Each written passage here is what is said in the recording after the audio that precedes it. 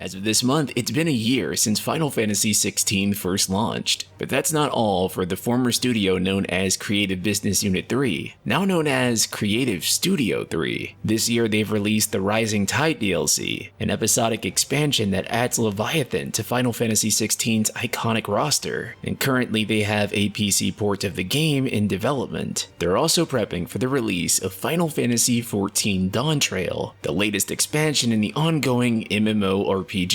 This isn't just a normal expansion to the game either, it's also going to feature a brand new graphics update, and it's going to make the game visually more appealing than ever before. But what if I told you that Creative Business Unit 3 has so much more on the horizon? So please go ahead and hit that subscribe button as we push toward 99k, with our goal to reach 100k before the end of the year. Recently, Naoki Yoshida did an interview with Gamer.nl, talking about some brand new upcoming projects. He was asked, quote, "When we spoke last year before Final Fantasy XVI was released, you were juggling two big games simultaneously. Can you relax more now that you are only working on 14? Naoki Yoshida, sighing. As you can probably see, it hasn't really gotten any easier. I think it's even harder now. With Final Fantasy XVI, I wasn't the director, but the producer, and I think that job is a lot easier. With Final Fantasy XIV, we're working now on the expansion, but at the same time, I'm also looking to the future.